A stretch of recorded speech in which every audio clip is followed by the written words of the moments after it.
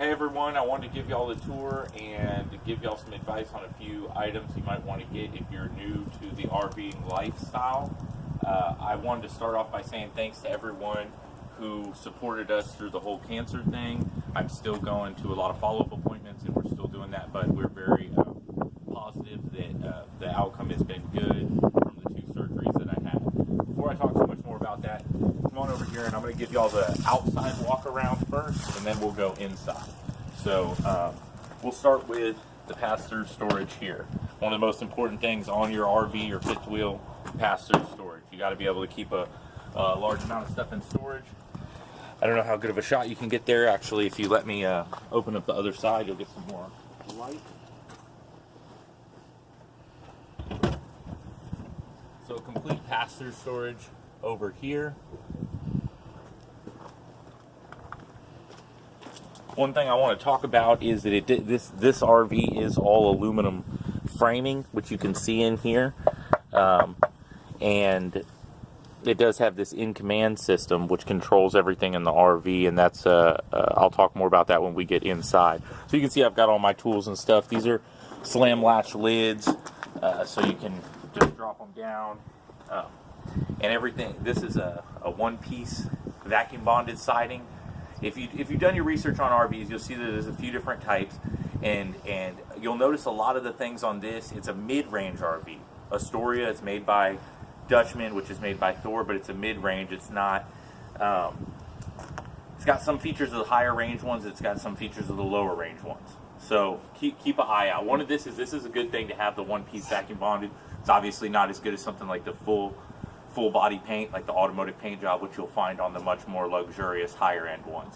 But it is better than some of the other alternatives. So real quick, everybody's seen these, so I won't spend too much time on it. You're basically your 30-pound propane tank. We've got twin ones. It's got your valve to switch and to also let you know when it's empty. It'll turn red to let you know when it's empty. Pre-wired for solar. A lot of these have this Furrion brand pre-wired for solar, and you'll see that kind of common theme throughout. One thing I really like about the fifth wheel is that I have this storage area for the scooter to kind of keep it in a covered storage out of the way here. And you've got your battery and front storage compartment here. It's set up for a generator, but we do not have a generator. We bought a display model, so we didn't pick all the options on this. This one does not have a generator, but would be very easy to install one. And I probably plan on installing a Harbor Freight Preadator 3500 generator in here. So it's going to be kind of hard, but I'm going to open this up so she can get a little shot of that.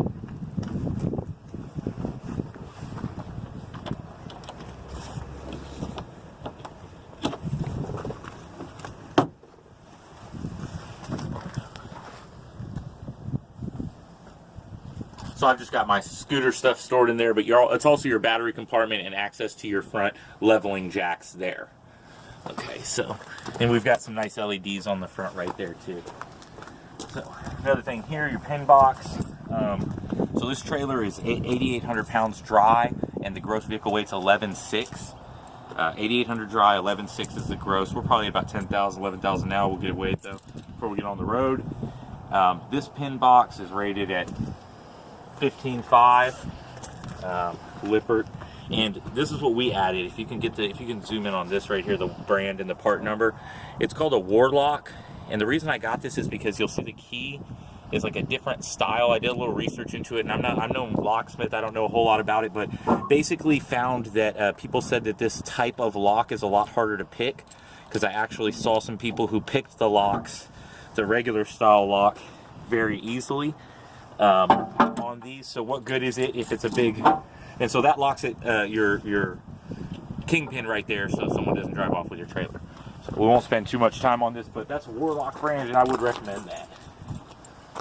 This does have a fiberglass front nose cap, so that's another thing that you'll notice there.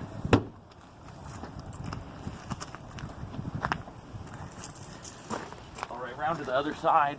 When you get inside, you'll see that this is our slide out for the wardrobe. Other side propane tank real quick. We all know what those look like, 30-pound propane tank. But your switch valve will be on the passenger side. And then of course your tire and weight information there. This is a slam latch lid also, but it doesn't have the magnet up top to hold it because it would run into your slide out. So this one's on a little gas shock. You'll see these like on Automotive to lift your hood or your trunk. Both will have that, so it's similar to that. That's what that one's on. The other thing in here, I'll let you come in here and get a shot of the one touch 4-point auto level system there. And so we have a lot of storage in here, and you've got your auto level controls right there. And we haven't had any issues with that. I've seen some people say they've had issues with them so far. We haven't experienced that. I've only used it a couple times, but it worked great. And you can do cool stuff like set hitch height. So when you're ready to hook up, it has a memory function where it'll remember the hitch height. That way you can hook up. And the auto level function has worked for us. Right here, your exterior spray port. Your black tank flush, not to be confused with your freshwater. Now you'll notice I did this is just from Lowe's or Home Depot. You can get one of these hose bib insulators for a house, and then I just cut a hole in it to run your hose through it. Okay, and then this usually cinches down. That'll tighten that down. I have it off right now so I can show y'all. We also have installed a regulator with an oil-filled gauge. This way you can regulate your pressure down so you don't blow out any of those PEX lines inside. So always recommend a regulator. One thing I want to touch on real quick, on the boat, we did have a shore water hookup like this, a city water connection, but we never used it for the fear of blowing out a line, even with a regulator, and flooding the boat. Now that we're back on land, we're using the city water connection. We used to just fill up our freshwater tanks. Also, something to note, the boat had 150-gallon freshwater tank capacity, twin 75s. This only has a 50-gallon freshwater tank capacity, 1/3. So if we were just filling up our tanks, we would have to do it 3 times as often. So I'm going to cover this guy back up. You'll also notice we have some insulation on our hose here. It's January right now. It's gotten pretty cold, and even though we are in Texas, just to help, we don't need a heated electric hose, which they sell those. RV stores will sell those. That's not something we need down here, but just some insulation helps. This black and gray tank valve down here is going to be for our front bathroom. That's for the spare bathroom. So the Stinky Slinky over here popped a leak on us, and it was the shower of sadness, and I had to fight that off. Luckily I keep some of that Flex Seal tape for an emergency situation, but of course I'm going to be emailing Valterra about that and seeing what they have to say about that. It's only been used 3 or 4 times because our spare bathroom does not fill up often. Alright, so continue along. We've all seen these. Your typical water filter. You want to use something like that unless you have a better 2-part filter system already on your RV. You want to at least use something like this. They say those are good for 1 whole season, but that really equates to 3 months. We change ours every 2 months since we're full-timing and not camping, so we use it quite a bit more. Also, you'll notice I have a splitter on here, and then this one has a pressure regulator on it for when you're flushing out your black tanks or whatever else you may be doing, washing stuff down, whatever. You do want to have a regulator because, for example, our regulator is not on the hose side here, it's on the RV side. And so if I use a separate hose, which I would recommend to flush out your black tanks, that pressure would not be regulated and could still cause issues in there. So you just want to always make sure that you're regulating the pressure beforehand, before it goes in there. So this is the big main slide, and that's going to be our living room dinette slide. All right, over here we've got your main power hookup. You also do have your cable hookup, little light there, and your other black tank flush hookup right here for your rear and main black tank. Now this is a 50 amp hookup on this, and I want to talk about something real quick right here. Okay, we've got here, see if you can get a shot of that part number and everything. So this is the Progressive Industries EMS with surge protection. So it's not just a surge protector. It's going to do high voltage, low voltage, improper ground or neutral wires, or it has a few different functions. Okay, so go look that up. It also gives you a nice readout with error codes, what voltage you're getting, what amperage you're pulling. This is definitely something I'd recommend, and do your research and look into the difference between just a standard surge protector and a full EMS system. And that's something that you might spend $200 or $300 now, but you might save yourself $2,000 or $3,000 later. Okay, so to our main Stinky Slinky here, to the main black tank, we've got our black and our gray here. And this one we leave hooked up all the time. The other one, since it's for our spare bathroom, we just empty it when we need it. I mean, we barely ever need to. But this one we leave hooked up all the time. Now, some people will leave these valves open. I don't recommend that. Most people will leave the black closed and the gray open. That's your prerogative if you want to do that, but we don't do that. We leave both closed, and we just drain the gray whenever it gets full, and drain the black when it gets full, followed by a gray tank flush, which is pretty much the standard procedure to flush out the hose from the black tank. Now, if you'll get a quick shot down here, this does have a sealed and heated underbelly, which will help to keep your pipes and your tanks and everything from freezing up. But some of these pipes have to come out of that sealed, heated underbelly to expose your valves here for use. And so the areas that are exposed, you'll notice I've wrapped in a rubberized insulation that you can just get at Home Depot or Lowe's, real cheap. We also had some really high winds here, and a lot of people use these. We have two sets of these little black, this little trough to put it in so that it can angle down and get good flow. And but the wind was so strong that it was blowing this over, kept blowing this over. So I got these stakes, and they are literally $2 at Lowe's a piece, and I got 3 of them, hammered those in right there, keeps it nice and solid. So we move around to the back here. Rear bumper, I've taken off the spare carrier here and put the spare in the truck. It's a better place to carry it, in my opinion. These rear bumpers don't support a lot of weight capacity. I've heard and read and seen a lot of things, so just be careful about what you put on the back here. We are eventually going to get a ramp and a carrier that stores the scooter on the back here. However, I'm going to have this reinforced and have some plates welded in here to reinforce this as far as downward pressure. They're more designed to for forward pressure as opposed to a downward pressure. So, quick thing on the ladder here, I have got up this a little bit, but I didn't like how it was feeling. It says it'll support me. I'm 220 pounds, but I'd let Alicia go up this. I'll use a ladder off to the side and go up and just put it where I need to as far as that goes. So just be careful on these ladders. They're not as strong as you think. One thing I want to say is this is pre-wired again for Furrion backup cam. We don't have one yet, but it's something I've been thinking about getting.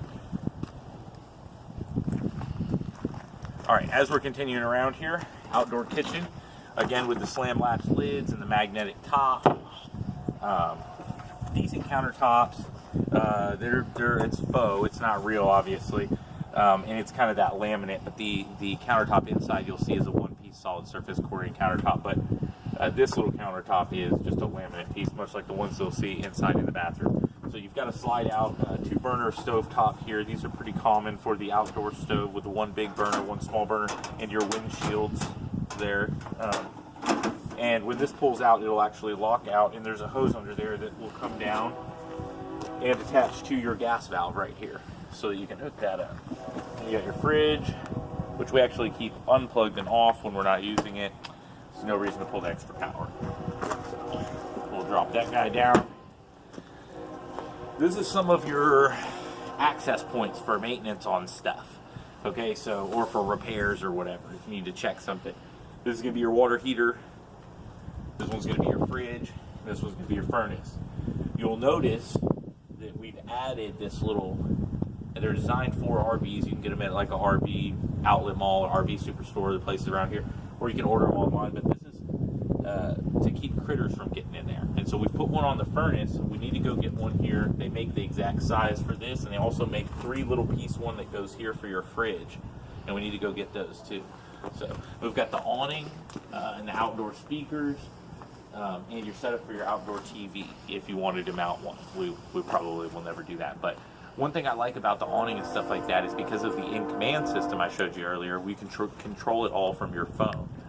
So you can actually check your battery levels and your tank levels, control all your slide outs and your awnings and everything from your phone, which is nice if you're just one person and want to be able to pull it out and make sure you're not hitting a tree or something. So as far as the tires go, I will recommend getting some tire covers. one of those things, you know, we're trying to mention some things in this video, like the EMS and the Warlock, certain things you might want to get when you first get RV, because let me tell you, they're not giving you any of this stuff. They might give you a starter kit they gave us with a cheap Stinky Slinky and some cheap water hoses and cheap regulators. But if you want a nice adjustable regulator, or you want anything of a higher quality, you're really going to have to buy it after the fact. And a lot of times they don't include anything other than your electrical cable. So for the tires, get you some decent covers. They're really cheap on Amazon. Get you some decent chocks. I like to use a big piece of wood in addition to the chocks. It just, you know, makes me feel better than the little plastic chocks. So this is your freshwater fill tank here, and your outdoor outlet. And as far as the step goes, you can see a couple things we've got. I got this, it was real cheap from Walmart, and just a nice, wraps around, has some springs underneath to wipe your feet off of. And if you fold these up, you'll notice they also got this, which is a fold-up arm, and it locks in place here. And just 2 screws to mount it, and it's adjustable, so you can spin it out. And I put that down, and then that's going to actually add a lot. There we go. It's going to add a lot of support, if you can look at that. Whereas some of these people complain about they're having a little bit of flex on these, so that's something I would definitely recommend. They sell a variety of ones. The one we got is the hideaway one, because it folds and locks itself up, so I don't have to remove it every time. We can just fold it up, and then it'll actually fold the whole stairs in away, and you won't even have to remove it. So, and my only complaint is that I wish I had bought 2, so they fold down instead of the one in the center. The one does work, but all right, let's go inside and take a look, see at what we got going on in here. Get out of this cold. It's nice and breaky in here. All right. So, take the shoes off. Well, this is almost too toasty in here. Well, I'll get a shot of the fireplace before I cut it off. But it's got a nice little electric fireplace, and it'll keep it pretty warm in here. So this is the living area. If you want to get a broad shot of it, and this is going to be your kitchen, living area, solid surface corning countertops. Get the picture of this drawer here, where you can see how it's off and how it'll pop itself out, so it doesn't like to. So you'll find stuff like this all throughout, and I want to talk about that, about how you will find stuff that is not 100% right. So one of the first things we did is come in and check everything, really look over everything. Decent TVs, like a 40-inch TV, but the quality on this stuff, this is the one that came with the unit, and the quality on this kind of stuff is not always great. So it's the convenience of having it already installed in the unit, but if you put it in yourself, chances are you're going to be able to get a much nicer one. So this unit, I love the color scheme, and I actually love the quality of all this. This is all real hardware on the cabinets, and everything is really in really nice shape. We got a heck of a deal on this guy. Now you will notice a lot of our cabinets are left open to just reduce wear and tear on your lock latches. If we're not traveling, a lot of times, and we use these cabinets a lot, we just leave them hanging a little open like that. So that's all your entertainment system there with your DVD, and this controls everything on the outside too, as far as your music out there or whatever. Okay, so to the slide out here, you've got your tri-fold couch that folds out into a bed. Nice plush black leather couch there. I really like the window treatments too, and they're really easy up and down on the window treatments. So, and all of your little LED dome lights are push button to turn off there, except for the ones up on the ceiling, and I'll get to that later. So the dinette here also converts to a bed, something we won't be using a lot, but we use the dinette all the time, not the bed portion of it. And you've got your little overhead light here. And again, this is the same fake countertop material, faux countertop material, the laminate that you see in the outdoor kitchen, and you'll also see in the bathrooms. However, this is that nicer material, really nice. Speaking of the kitchen, big double basin sink here, really nice hardware on the sink, and you've got your pull-out vegetable sprayer. We also have a piece that's stored up there that drops down and goes right here if you need the extra counter space. Typical stove setup, I won't spend too much time on all this stuff. Typical microwave and your 3-burner gas, your propane stove. And one thing I want to say about this is if you do have an issue, a lot of people don't realize that there's three tray settings on this. So I cooked a 11-pound half ham in here by putting it on the bottom tray setting. You can fit quite a bit in here, and a lot of people have issues with the uneven heating. You can get, there's like pizza stones for that. Just don't cover these holes up that allow the heat up from the bottom. And I've also found that wrapping the tray in tin foil and using that, if you're putting something directly on the tray, has helped as well. So there are some little tricks with this, with the propane ovens, but I found they're not too bad. And this thing has 2 air conditions. This one up here is a 15,000 BTU, and that's ducted throughout. I think we have, I want to say 5 vents throughout the trailer that is stuck to that. And your heat is going to be down here on the ground and coming. We've got 3 of these throughout. Okay, so quick note on the heat. When you get your trailer, locate where your furnace is. It's hard to see, but behind this panel is actually where our furnace is. So this little piece, this little raised gap here that I can stick my hand in, that's the intake for our furnace air. You don't want to block this. You don't want to put a big box or something in front of it and block this. Your furnace can't suck air in there. So be careful of that. I love these floors, and it's this hard, laminate faux hardwood floor throughout, except for in the slide area and in the master bedroom where it's carpeted. But one thing that's nice for if you're doing dishes in the kitchen is get you some thick, these ones are like those industrial rubber mats, like commercial ones, and man, they're really nice. So also another must-have is a little step stool, especially in a fifth wheel, because you've got the big vaulted ceilings. When you go to change your air filter up here, look, I'm 5'11", I'm not particularly tall, but that's reaching all the way up right there. I can't grab those clips out. So even a little step stool, cheap $5 step stool like this, is something that you just got to get right off the bat. So we've talked about a few things. You're going to want to get your water regulators, you're going to want to get your water filters, you're going to want to get your kingpin lock, you're going to want to get your rodent screens. So just think about all those things. You're going to want to get your EMS protector for your electrical. Man, we really have tons of storage. I love this model. I don't know if you can see this, but I'm going to stick my whole arm back here. I'm not bending my arm at all, and I'm going to stick it all the way back to my shoulder. These are deep, just amazing storage and all this. Linen closet, pantry. We were on the boat for almost over a year and a half, almost 2 years, and a little cramped there. So when you first get in here, I took all these panels off. Just 2 screws. These are just valence, kind of an aesthetic cover. Take all these things off, man. Your water heater's behind here, your furnace and your fridge stuff's behind there. Take all that stuff off and really get in there and look at it. And you'll find, we notice, first of all, you can clean up all the construction debris that they didn't clean up, but you can also find some issues and go ahead and fix that and make sure it's fixed right. I like to fix that kind of stuff myself. Real quick on the fridge. Oh my gosh, this fridge compared to what we were used to on the boat, this is amazing. We have the separate freezer. It's a gas electric. And I hear a lot of complaints about these fridges, but we haven't had a lot of problems. Couple things I want to recommend. We're talking in this video about stuff to get right when you first get it. Get you one of these. It's going to help. And I know a lot of people have complained about like a smell or whatever and stuff in the fridge. These really do help. Also, get you a couple of these thermometers that you can hang in here. You can see our fridge is right in the perfect freezer zone here on the freezer. I don't know if you can see that on the camera bed, the actual temp. But see, if you get one of these little fridge monitors that will tell you what your freezer zone and your fridge zone, the ideal temps are, they'll be marked in blue. So we're right in that.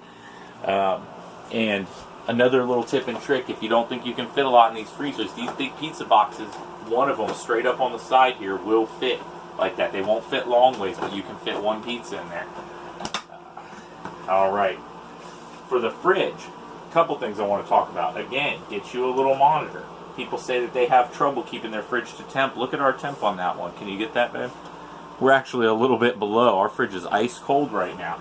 Okay, so get you a little thermometer in there to monitor the temp, and then get you a baking soda thing also, and try to put it somewhere where you got some flow.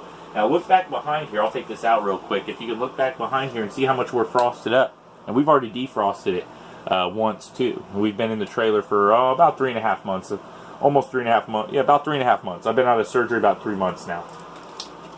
So it's a good idea to make sure you defrost these things pretty regularly, because they will frost up on you. Small space, high humidity. When you open the door, humidity gets in there, you close it, freeze up. Okay.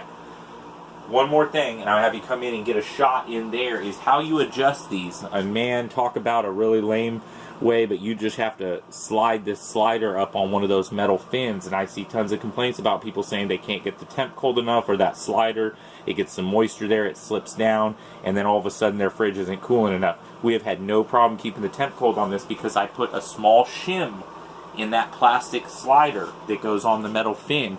Put a small shim in there to make it tight on that metal fin, and you can keep it all the way at the top there. That way your cord doesn't pull it down. So that's some tips and tricks for your fridge, and a couple things you want to get right off the bat. Speaking of humidity, which we were talking about earlier, same cheapo, and even though it's the cheapo Walmart, the cheapest one they sell at Walmart, still about $200 for the dehumidifier. This is the same one we had on the boat. We left the one on the boat for the gentleman that purchased the boat from us. Of course, he's going to need it, and we purchased another one here for the trailer, but it is the exact same model and make, and works great. Right now it's got us at 36% relative humidity, so again, works great. Real quick, down here by the propane gas detector is also our one main outlet for the living room. Now we have an outlet by the TV in the living room, and we have one outlet in the kitchen, but you'll notice I put a little splitter in there, and that's something you want to think about. Grab something like that. I don't know if I'd put a full out power strip on there, but maybe if it had a surge protector or battery backup or something, that's a choice you can make.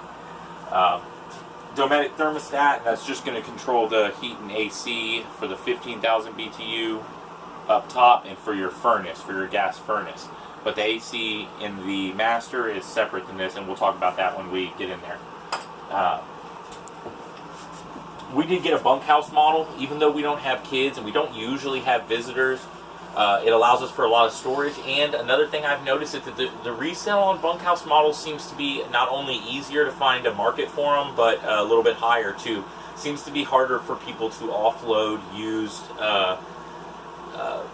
rear living models or front living models. They just seem a little more of a smaller market. It seems like there's a bigger market of people that like the bunkhouse models, so when it does come time for us to resell it, that's nice. Now we use the top primarily for storage. I know right now, I'm sorry, it's messy in here, but it looks like we use the top and bottom. We usually keep just the top primarily for storage, and we usually keep the bottom for available for someone to stay in if they want to.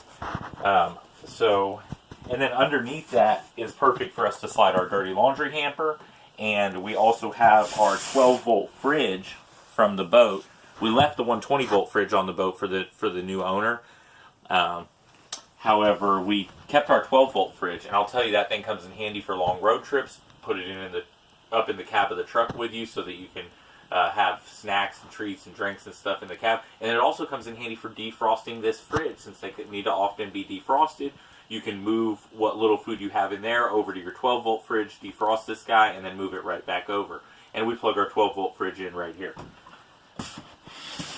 Real quick on internet.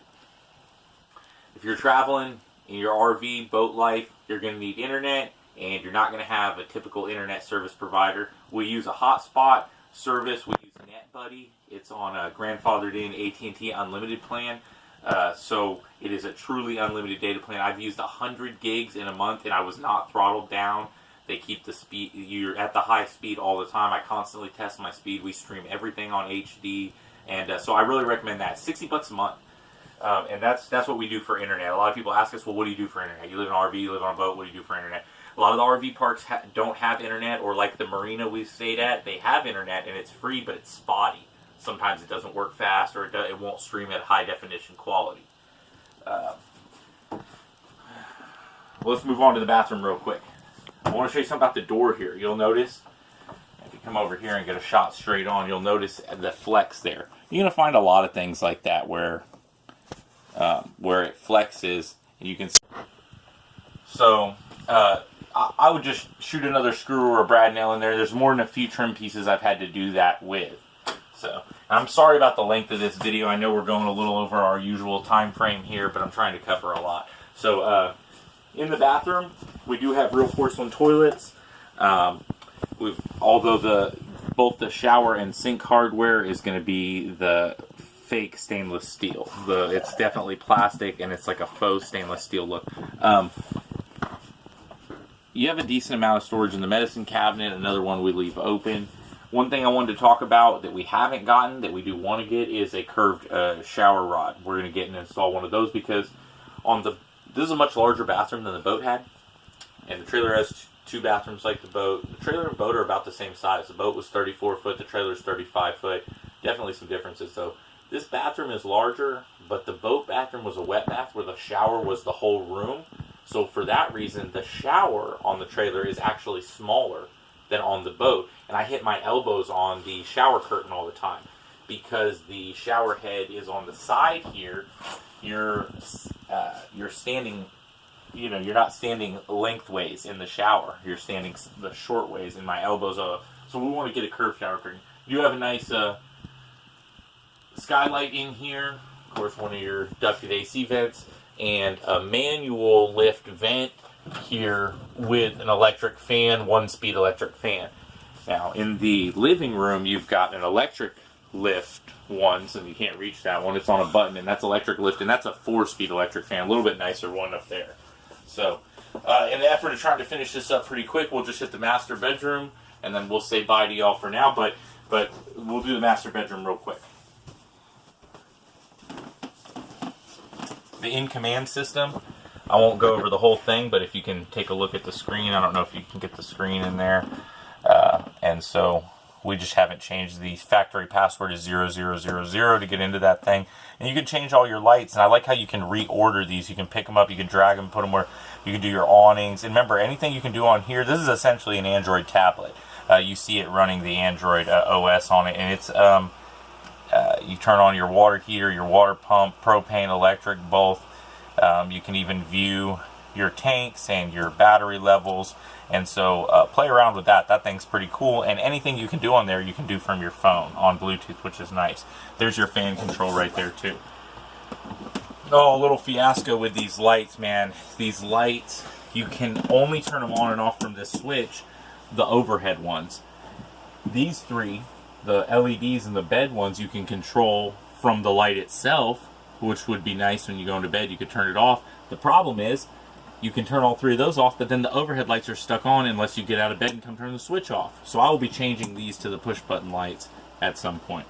A little door here for privacy, and you also have Alicia got these blackout curtains. So another thing, I'd recommend getting something like that. Great, you can sleep in the middle of the day with this. If you're exhausted from getting into the campsite late at night or whatever it is, you can sleep through. I mean, it really blacks it out in here. Queen size bed, walk around, which is nice. A lot of clothing storage and a lot of mirrors, which really open it up. All the mirrors make it feel a lot bigger in here. This is the wardrobe, and the wardrobe slide, when it comes in, I can't stand here, but you can still use the full functionality of this room. It's a little deceiving, but this actually opens all the way up. You'll notice it clears. So even with this wardrobe slide all the way in, you can use the bed, you can use the nightstand, you can open the nightstand drawer, and you can still open my little sock drawer here. And you can even use this part of the wardrobe still. When the slide out's in, the door will open to here. You can't use those two though. So one of the big things that we loved about this particular floor plan was that with both of the slide outs in, you can still have access to everything. You have access to your full kitchen, fridge, you can open doors to both bathrooms. So you can really live in this thing and use the full functionality of it, even with both slide outs in. And since we want to be on the road a lot, that's something that we like. This is a Vizio TV we got from Wal-Mart and installed ourselves. They have an optional TV that comes here, but since we bought a display unit that was on the lot, we didn't get to pick our options. I'm actually glad we didn't get the TV here though, because this is a smart TV, has Wi-Fi capability, already has all your apps on it, and also has much better picture quality. I want to say, when you do install these, be careful about mounting them. Be careful about the studs and the location of everything. Every situation and setup is going to be different based on your size TV and which RV you have, but definitely keep an eye out for that. The AC unit in here, this is our second AC unit, but this one is just controlled from these knobs, and it's a rooftop unit that's essentially the same as like a window unit. It's gonna just be for this room, and just controlled by your temp and your fan speed knobs here, and does not have heat. So your vents are right here on the side, and they open like this, and there's one on each side, and then you also have this big main vent on the bottom that'll drop it straight down. Very last portion, your little pocket door here, and the half bath, which is something you don't typically see in an RV this size, or really, and I mean, you sometimes do it, but usually in the higher end or bigger RVs, you've got a half bath like this, and it's a decent size. These things are great for both blocking out some of the light, natural light, and for insulating it. I know, again, we're in Texas, but we had a couple cold spells this winter, and this, you'd be surprised how much this makes a difference with the heat. Now, because we still take it out and use this vent, I didn't remove this handle. So you can, there's one single Phillips head screw in there, and you can remove this handle, which would make this sit flush.